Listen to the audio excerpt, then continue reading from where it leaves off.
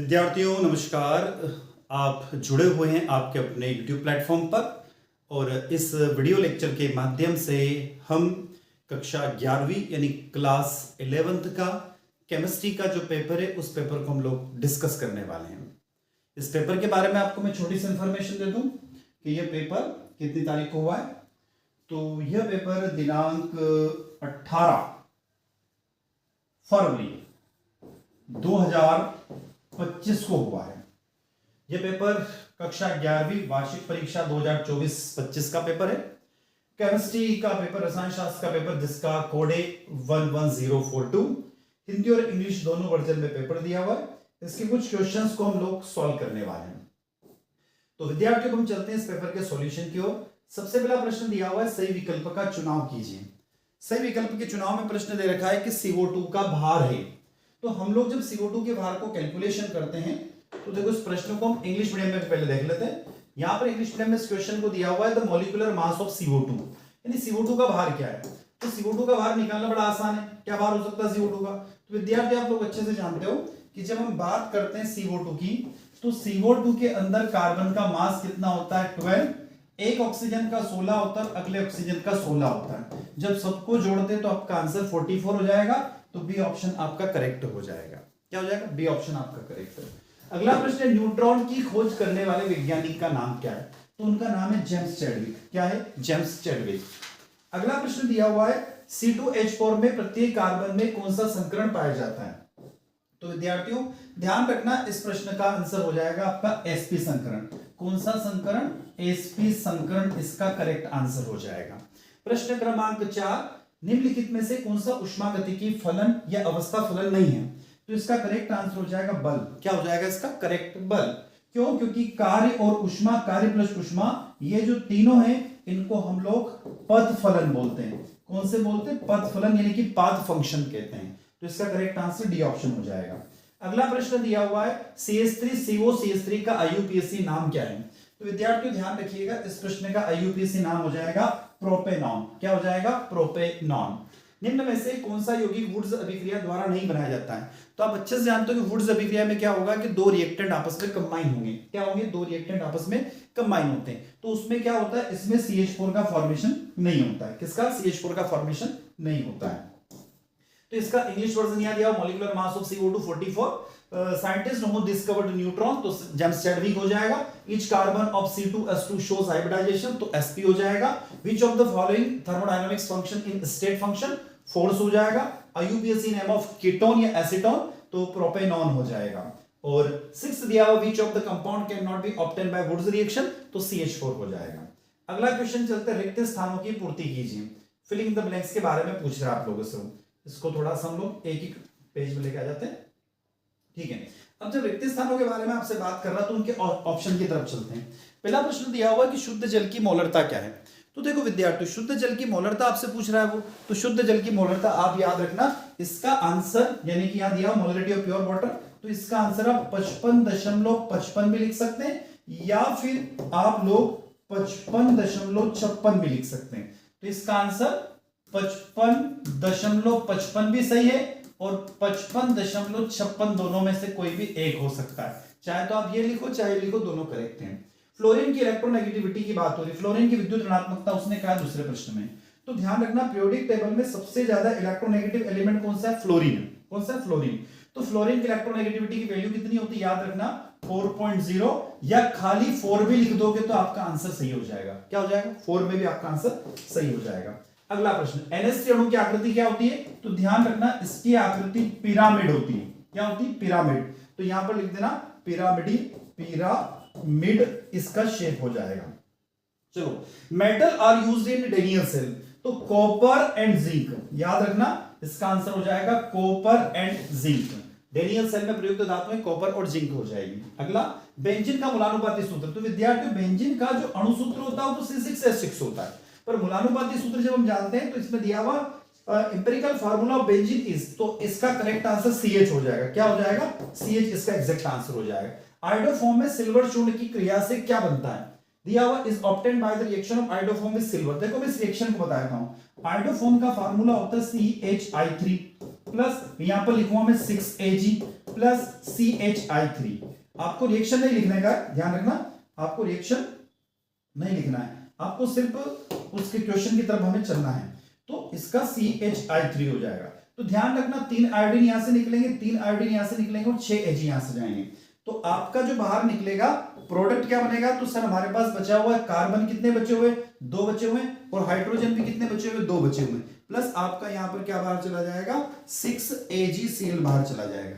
तो आपका आंसर यहां पर हो जाएगा C2H2 भी लिखोगे तो भी सही है, और यदि आपने एल्काइन लिख दिया तो भी सही हो जाएगा। एल्काइन इथाइन दोनों सही है, एल्काइन भी सही है, इथाइन भी सही है, ठीक है, एसिटिलीन भी सही है, कुछ भी लिख सकते हो आप। तो यहां पर यदि आप क्या कर रहे हो, यदि इस प्रश्न में आप एल्काइन लिख रहे हो, ध्यान रखना, एल्काइन लिखा तो भी सही है, एसिटिलीन लिखा तो भी सही है, ठीक है, और इथाइन लिखा तो भी सही है, ध्यान रखना, इथाइन लिखा तो भी सही है। तो तीनों ऑप्शन इसके करेक्ट हो जाएंगे।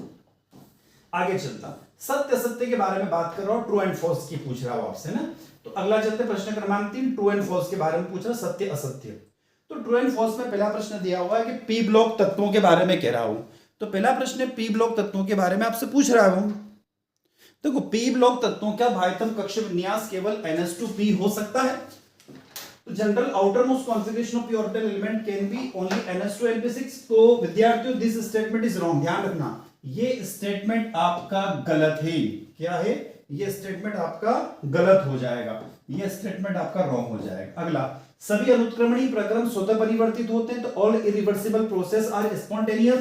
तो ये आपका करेक्ट होगा, ध्यान रखना, ये आपका करेक्ट हो जाएगा। अगला, सोडियम हाइड्रोक्साइड की विलेयता ताप बढ़ने पर बढ़ती है, तो ये गलत है, ये स्टेटमेंट भी गलत है, ये स्टेटमेंट गलत है।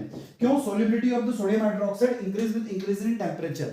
इसलिए नहीं होता है क्योंकि हम जब सोडियम हाइड्रोक्साइड NaOH को जब पानी में मिलाते हैं तो एक्सोथर्मिक रिएक्शन होती है, उष्माक्षेपीय अभिक्रिया होती है। तो उसमें क्या होता है कि उस वाटर का टेम्परेचर वैसे इंक्रीज हो जाता है, कब? जब उसमें आप NaOH ऐड करते हो। तो और आप टेम्परेचर बढ़ाओगे ना तो उसकी सॉल्युबिलिटी डिक्रीज होती है। अगला, ऑक्सीकरण संख्या और संयोजकता समान होती है, तो बिल्कुल ये सही है। ऑक्सीकरण जो वैल्यू होती है वो पॉजिटिव नेगेटिव हो सकती है, बल्कि वैलेंसी पॉजिटिव नेगेटिव नहीं होती है, धनात्मक ऋणात्मक नहीं होती है। चलो, oxidation number of valency is always remain same. अगला, एसिडिक अम्ल का IUPAC नाम एथेन कार्बोक्सिलिक एसिड है, तो ये स्टेटमेंट गलत है, ये स्टेटमेंट गलत है। मार्कोनी का नियम द्वारा असीमित एल्किन पर असीमित अभिकर्मकों का योग होता है, तो ये स्टेटमेंट भी गलत है। तो ध्यान रखना, ये ट्रू एंड फॉल्स में 2 ट्रू है, बाकी सब फॉल्स हो जाएंगे। चलो अगला प्रश्न, नेक्स्ट है सही जोड़ी बनाइए। अब सही जोड़ी बनाइए में हम सही जोड़ी बना के देख लेते हैं यहाँ पर क्या क्या आंसर दिया हुआ है, हिंदी और इंग्लिश दोनों में दे रखी है। पहला, डाल्टन का परमाणु सिद्धांत, ध्यान रखना, डाल्टन का परमाणु सिद्धांत, डाल्टन ने एटॉमिक थ्योरी दी थी। हुंड का क्या है? बहुलकता का नियम, ध्यान रखना, हुंड का क्या है? Law of multiplicity. नेक्स्ट है संयोजकता बंध सिद्धांत में क्या होता है? इलेक्ट्रॉनों की शेयरिंग होती है, क्या होता है? इलेक्ट्रॉनों की शेयरिंग होती है कोवेलेंट बॉन्ड में। नेक्स्ट, CpCv किसके इक्वल होता है? तो R के इक्वल होता है। CpCv किसके इक्वल होता है? तो R के इक्वल होता है। नेक्स्ट, केरियस विधि हेलोजन के आकलन के काम में आती है। केरियस मेथड किसके काम में आती है? Estimation of halogen. तो यार मैच द कॉलम आप देख लीजिए, क्या आपने इन्हीं को करेक्ट किया है? इस प्रश्न को पूरा ऑब्जर्व कर लीजिएगा। चलो अगले प्रश्न की तरफ हम लोग चलते हैं। यहां से अगला प्रश्न दिया हुआ, एक शब्द या एक वाक्य में उत्तर लीजिए। डी ब्रोगली समीकरण लिखिए, right the equation of the first, right de Broglie equation. तो डी ब्रोगली इक्वेशन क्या होती है तो आप अच्छे से जानते हो। डी ब्रोगली इक्वेशन आपकी क्या हो जाएगी?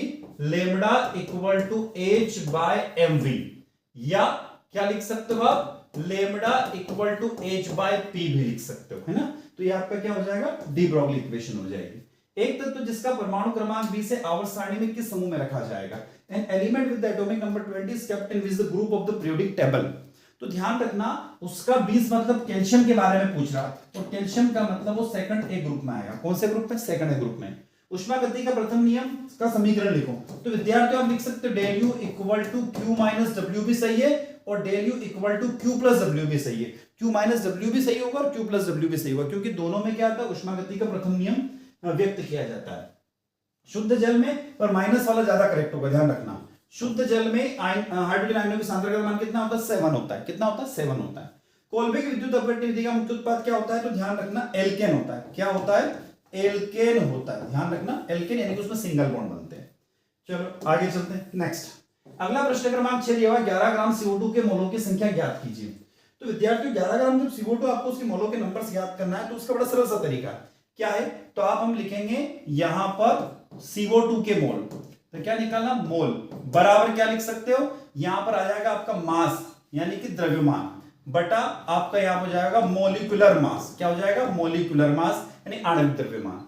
तो मास क्या दिया हुआ, हिंदी में लिख देता हूं इसको मैं, ठीक है, मास क्या दिया हुआ, मास क्वेश्चन में दिया हुआ 11 ग्राम, क्लियर है, और मॉलिक्यूलर मास कितना दिया हुआ, 44 दिया हुआ। जब आप इसको कैलकुलेट करोगे तो 0.25 मोल आंसर निकल कर आ जाएगा, ध्यान रखना 0.25 मोल निकल कर आ जाएगा। अगला प्रश्न, 11 ग्राम CO2 के अणुओं की संख्या ज्ञात कीजिए, ठीक है, 11 ग्राम CO2 में अणुओं की संख्या ज्ञात कीजिए। तो देखो हमने अभी क्या निकाला है, 0.25 निकाला, तो हम लिखेंगे 0.25, और आप अच्छे से याद रखना कि एक मोल बराबर क्या होता है, तो 6.023 इंटू 10 की पावर क्या होता है, 23 होता है। तो जब आप इस 6 का गुणा इस 25 से करोगे तो आपका आंसर 1.5 इंटू 10 की पावर 23 आंसर निकल कर आ जाएगा। इसका आंसर ये होगा, ध्यान रखना, इसका आंसर इस तरीके से कैलकुलेट होगा। तो पहले का आंसर 0.25 आएगा, दूसरे का 1.5 इंटू 10 की पावर 23 हो जाएगा। अब समभारिक किसे कहते हैं, मोटार आइसोबार। तो ऐसे एलिमेंट्स जिनके एटॉमिक मास क्या होते हैं, सेम होते हैं, यानी जिनका परमाणु द्रव्यमान समान होता है, उसको हम लोग क्या बोलते हैं, समभारिक बोलते हैं। अगला प्रश्न, समस्थानिक किसे कहते हैं, तो जिनके एटॉमिक नंबर समान होते हैं, जिनके परमाणु क्रमांक समान होते हैं, उन्हें हम समस्थानिक कहते हैं, यानी आइसोटॉप्स कहते हैं। अगला प्रश्न, उष्मा आधारिता को परिभाषित कीजिए। तो उष्मा आधारिता क्या होती है, तो किसी भी सिस्टम के टेम्परेचर को, किसी भी तंत्र के तापमान को 1 डिग्री सेंटीग्रेड बढ़ाने की आवश्यक उष्मा की मात्रा को हम लोग उष्मा आधारिता कहते हैं। इसको हम दो तरीके से पढ़ते हैं, सीपी और सीवी के फॉर्म में पढ़ते हैं। चलो, विशिष्ट उष्मा किसे कहते हैं, तो किसी भी अभिक्रिया में जो पार्टिसिपेट करने, किसी भी अभिक्रिया में जो रिएक्टेंट पार्टिसिपेट करते हैं ना, किसी भी अभिक्रिया में भाग लेने वाले जो क्रियाकारक होते हैं, उनको जो उष्मा प्रदान की जाती है उसको हम विशिष्ट उष्मा कहते हैं। यदि किसी विलयन का पीएच मान 5.5 है तो पीओएच का मान क्या होगा, बड़ा सरल सा प्रश्न देखो ये। अब हम क्या करें, यहां पर आपको क्या निकालने को कहा गया, पीओएच कहा गया, तो पीओएच इक्वल टू क्या लिखोगे सर, पीएच माइनस 14 ये फार्मूला होता है। अब आपको पीएच की वैल्यू कितनी दे रखी, यहां पर 5.5 दे रखी, माइनस क्या लिख दोगे 14, तो आपका आंसर निकल कर आ जाएगा 8.5 निकल कर आ गया। चलो, इसके और में एक और प्रश्न दिया हो, यदि विलयन का पीएच मान 4.5 है तो विलयन में हाइड्रोजन आयनों की सांद्रता क्या होगी। तो देखो विद्यार्थी, इस प्रश्न को जब हम सॉल्व करेंगे ना, तो इस प्रश्न को सॉल्व करने में आपको थोड़ी सी मेहनत लगानी पड़ेगी। क्यों मेहनत लगानी पड़ेगी, उस मेहनत की तरफ मैं चलता हूं और उसको हम समझने की कोशिश करते हैं कि आखिरकार ये प्रश्न क्या कहना चाह रहे हैं। तो विद्यार्थी, इस प्रश्न के जब हम चलते हैं, इस प्रश्न के आंसर की तरफ चल रहे हैं हम लोग, यदि विलयन का पीएच मान 4.5 है तो विलयन में हाइड्रोजन आयन सांद्रण ज्ञात कीजिए। ये pH value of solution 4.5, then the calculate the hydrogen ion. देखो, जब हम इसको सॉल्व करते हैं ना, तो इसका सॉल्यूशन भी बड़ा सरल सा है, बस थोड़ा सा कैलकुलेशन में आपको वो लॉग का वैल्यू, सॉरी रूट का वैल्यू याद रखना पड़ेगा। तो देखो, इसमें सॉल्यूशन की तरफ चल रहा हूं, मैं लिख रहा हूं pH इक्वल टू, pH का फार्मूला जानते हो, क्या फार्मूला होता है, तो विद्यार्थी होता है log H पॉजिटिव फार्मूला होता है ना, तो pH equal to minus log H positive, हम इसको बोलते हैं negative logarithm of hydrogen ion concentration, it's called pH। pH क्या होता है, ऋणात्मक लघु गुणक जो होता है हाइड्रोजन आयनों का, ऋणात्मक लघु गुणक का जो होता है उसको हम pH कहते हैं। जब हम इस pH की तरफ चल रहे हैं तो अभी मुझे लिखना पड़ेगा, यदि मैं लिख लूं, यदि मैं लिखूं कि भैया मुझे log H पॉजिटिव के बारे में बात करना, तो ये किसके इक्वल हो जाएगा, pH इक्वल, तो log H positive equal to मैंने क्या कर दिया, pH कर दिया। चाहे तो आप इस H पॉजिटिव को ब्रैकेट में क्लोज कर सकता हूं। चलो, अब आगे चलते हैं कि सर इसको सॉल्व कैसे करें। तो देखो, यहां पर बात क्या हुई, तो H पॉजिटिव, यहां पर ध्यान रखना बेस में हमेशा 10 होता है, तो H पॉजिटिव इक्वल टू 10 की पावर pH हो जाएगी, ध्यान रखना 10 की पावर क्या हो जाएगी, pH हो जाएगी, तो 10 की पावर माइनस pH हो जाती है, माइनस pH इसको हम लिख सकते हैं। क्यों, क्योंकि यहां पर आपने कौन सा साइन लगा रखा था, नेगेटिव साइन लगा रखा था, और log बेस क्या है 10 है। अब मैं आगे चल रहा हूं, तो यहां लिखूंगा मैं sir H positive equal to, अब 10 की पावर माइनस pH, तो यहां पर pH की वैल्यू कितनी दे रखी है, माइनस 4.5 दे रखी, कितनी दे रखी, माइनस 4.5 दे रखी।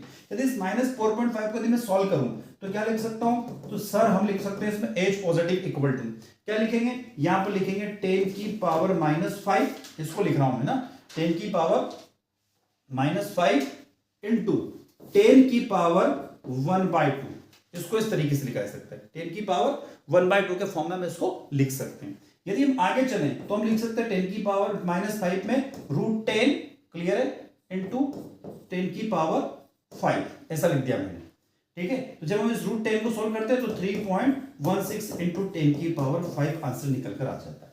इसका ध्यान रखना, इसका आंसर कुछ इस तरीके से होता है। तो 3.16 इंटू 10 की पावर 5 आंसर आना चाहिए इसका, है ना। चलो आगे चलते हैं। अगला प्रश्न है calculate, next calculate oxidation number of MnO2 कितना होगा, +4 होता है। अब H2SO8 में ऑक्सीकरण अंक ज्ञात कीजिए। विद्यार्थी इसके लिए आपको करना पड़ेगा, इसका जब तक स्ट्रक्चर नहीं बनेगा नहीं निकाल सकते हैं। तो S double bond O double bond O O O S double bond O double bond O double bond O और डबल बॉन्ड O। ठीक है, देखिएगा अब यहां पर आप देखो कितने सल्फर है, तो सर सल्फर हमारे पास में 2 है। हाइड्रोजन कितने हैं, अच्छा हाइड्रोजन भी पूछा, ऑक्सीजन भी पूछा उसने ना। ऑक्सीजन कितने हो गए, 1 2 3 4 5 6 7 8 हो गए ना, तो 8 हो गए ना। तो अब 2 हाइड्रोजन आपको लगाना है। तो विद्यार्थी एक हाइड्रोजन आप यहां लगाओगे और हाइड्रोजन यहां लगाओगे, है ना। और अब ऐसी स्थिति में आपको क्या करना पड़ेगा, यहां पर ये बॉन्ड जो है ना, ये बॉन्ड गड़बड़ होगा। चलो इसको मैं व्यवस्थित कर देता हूं। चलो यहां पर क्या होगा, OH और यहां पर आएगा OH। ठीक, तो अब बॉन्डिंग कितनी देख रहे हो, तो 1 2 3 4 5 6, तो इसके ऑक्सीडेशन स्टेट +6, मतलब सल्फर ऑक्सीजन के बीच में कितना बॉन्ड है, तो सर 1 2 3 4 5 6 +6, तो इसका ऑक्सीडेशन नंबर क्या आ जाएगा, सल्फर का +6 निकल कर आ जाएगा। चलो अगला प्रश्न, नेक्स्ट है मेथेन को वायु में जलाएं तो क्या होगा। अरे बड़ा सरल सा मामला है, तो क्या है सरल सा मामला, देखो अब मेथेन का मतलब CH4। अब आप किसको बर्न कर रहे हैं, मतलब ऑक्सीजन दे रहे हैं, तो क्या बनेगा विद्यार्थियों, CO2 + H2O बनेगा। ऐसी कुछ रिएक्शन आपको लिखना और इसको बैलेंस कर देना, बस ये रिएक्शन हो गई। सूर्य से विसरित प्रकाश में मेथेन क्लोरीन मिलाते हैं, मेथेन में क्लोरीन मिलाया जाता है। Methane is mixed with chlorine presence of diffuse light, तो मेथेन मतलब CH4 और आपने क्या मिला दिया, Cl2 मिला दिया, किसकी प्रेजेंस में, लाइट की प्रेजेंस में, तो क्या बन जाएगा सर, CH3Cl + HCl बन जाएगा। क्या रिएक्शन आपने लिखी है, यदि लिखी है तो करेक्ट है। अगला प्रश्न, निम्नलिखित अभिक्रिया को पूर्ण कीजिए। CH3CH2 Br, तो यहां पर विद्यार्थियों बनेगा C2H4 + KBr + H2O बन जाएगा, ध्यान रख लेना।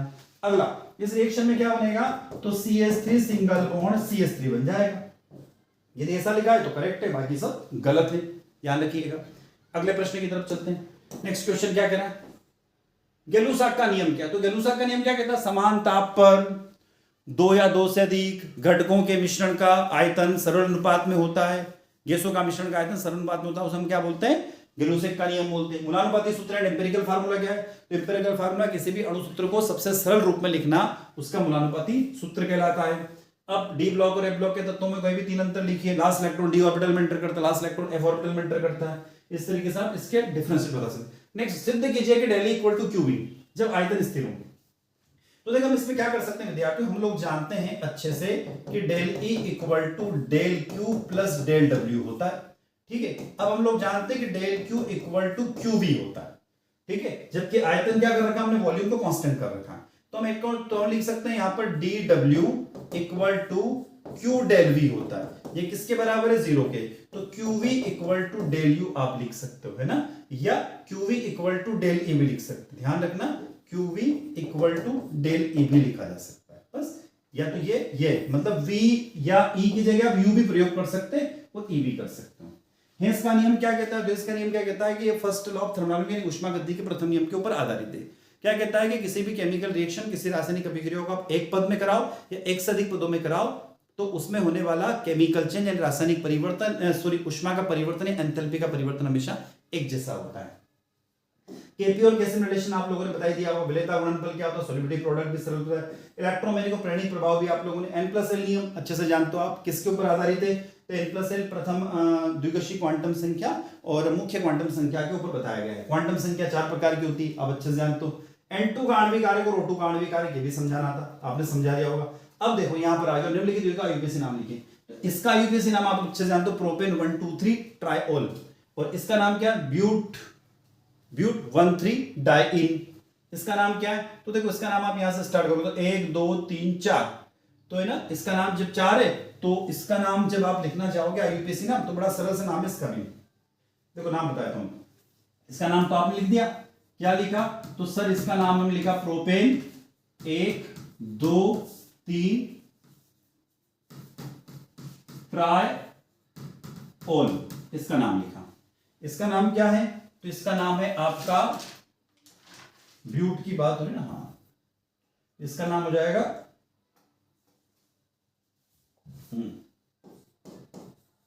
ब्यूट 1,3 डाई इन, ये इसका नाम हो जाएगा ना। अब इसका नाम पहला कार्बन, दूसरा कार्बन, तीसरा कार्बन, चौथा कार्बन, तो इसका जब आप लिखेंगे ना तो लिखेंगे 2 हाइड्रोक्सी, इसका नाम लिख रहा हूं मैं 2 हाइड्रोक्सी, कितने कार्बन 4, तो हम लिखेंगे ब्यूट, ठीक है, ब्यूट 3 इन 1 अल, ये नाम हो जाएगा। अब इसका नाम क्या है, तो 1 कार्बन, 2 कार्बन, 3 कार्बन, 4 कार्बन, तो इसका नाम हो जाएगा 2 ब्यूटेनॉन, इसका नाम हो जाएगा, ध्यान रखना। क्लियर, इस तरीके से नाम हो जाएगा। अब आपने निम्नलिखित जो एक संरचना सूत्र तो आपने बताई दिए होंगे। अब निम्नलिखित अभिक्रियाओं को लिखिए। वुड्स अभिक्रिया, वुड्स फिटिंग अभिक्रिया, वुड्स अभिक्रिया आपने बता दी। फिडल-क्राफ्ट अभिक्रिया, CH3 Cl के साथ अभिक्रिया होती है। डीकार्बोक्सिलेशन मतलब आपको CO2 को बाहर निकालना है। स्वार्ट्ज अभिक्रिया, स्वार्ट्ज अभिक्रिया एकमात्र ऐसी अभिक्रिया जिसमें हम क्या करते हैं, फ्लोरोएल्केन का फॉर्मेशन होता है। इसके अलावा कोई सी भी रिएक्शन नहीं जिसके अलावा फ्लोरोएल्केन का फॉर्मेशन हो सकता है। अब देखो एसिटिलीन से एसिटाल्डिहाइड बनाना, ये भी सरल है। तो आप यहां पर क्या करते हो कि एसिटिलीन लेते हो, तो एसिटिलीन मतलब कि यहां पर आपका क्या हो जाएगा, CH ट्रिपल बॉन्ड CH की तरफ चलेंगे हम लोग। इस रिएक्शन को मैं चलो बता देता हूं आपके लिए, ठीक है, सभी रिएक्शन बताता हूं, सभी रिएक्शन आपको बताता हूं, चलो सभी रिएक्शन बताता हूं मैं आपको। वुड्स अभिक्रिया, वुड्स अभिक्रिया में हम लोग क्या करते हैं, हम लिखते हैं CH3Br प्लस 2Na, वुड्स अभिक्रिया लिख रहा हूं मैं, प्लस CH3Br। क्या करोगे, यहां से सर 2 Br गए, 2 Na गए, आपका जो प्रोडक्ट बनेगा वो क्या हो जाएगा, CH3 single bond CH3 plus क्या हो जाएगा 2NaBr हो जाएगा। ये आपके वुड्स अभिक्रिया। अगली फिडल-क्राफ्ट अभिक्रिया, तो विद्यार्थी फिडल-क्राफ्ट में क्या होता है, तो फिडल-क्राफ्ट में सपोज हमने यहां पर लिखा CH4, क्लियर, हमने इसकी अभिक्रिया किसके साथ करा दी, CH3Cl के साथ करा दी। तो ध्यान रखना है Cl किसके साथ जाएगा, H के साथ जाएगा। तो आपका जो प्रोडक्ट बनेगा ना वो बनेगा आपका CH3 single bond CH3 plus HCl बाहर चला जाएगा। अगला डीकार्बोक्सिलेशन, डीकार्बोक्सिलेशन में मैंने लिखा CH3COONA लिख दिया। तो यहां पर मैंने क्या कर सकता हूं, CO2 को बाहर कर दूं, या फिर यहां पर मैं क्या करता हूं, एसिटिक एसिड ले लेता हूं। क्या लेता हूं मैं, एसिटिक एसिड, ठीक है, मैं क्या करता हूं, एसिडिक एसिड को रिएक्शन चेंज कर देता हूं, मैं रिएक्शन बदल देता हूं। मैंने लिखा यहां पर CH3COOH। जब हम इसको गर्म करते हैं तो ये CO2 बाहर चला गया, तो क्या बनेगा, CH4 प्लस CO2 चला जाएगा, ठीक है। अब अगली reaction Swarts reaction. Sword reaction क्या होता है, हमने लिखा सपोज थी CH3Br प्लस हमने लिखा AgF, तो यहां पर क्या बन जाएगा, CH3F प्लस AgBr। ये चारों रिएक्शन लिख लो, याद कर लो, बहुत महत्वपूर्ण रिएक्शन। चलो अगले रिएक्शन की तरफ चलते हैं। अगली रिएक्शन है एसिटिलीन से एसिटाल्डिहाइड बनाना।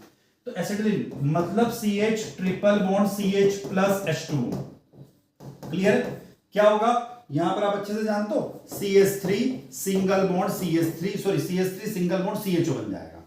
चलो एथिलीन से डायब्रोमो, तो आपने लिखा यहां पर CH2 double bond CH2 plus क्या होगा Br2, क्या बना दोगे आप, CH2Br सिंगल बॉन्ड CH2Br बन जाएगा। अगला ग्रिग्नार्ड अभिकर्मक से एथेन, ग्रिग्नार्ड अभिकर्मक क्या है, CH3MgBr, इसका भी आपको हाइड्रोलिसिस यानी कि जल अपघटन करना पड़ेगा। तो क्या बनाओगे आप, सर हम बनाएंगे CH4, क्या बनाएंगे हम लोग, CH4 बनाएंगे हम लोग। तो यहां पर आपका बनेगा, यहां से CH3, यहां से H आएगा तो CH4 प्लस क्या बचा, तो सर हमारे पास Mg बचा, Br बचा, OH बचा। अगली रिएक्शन क्या, एथिलीन से एथिल अल्कोहल,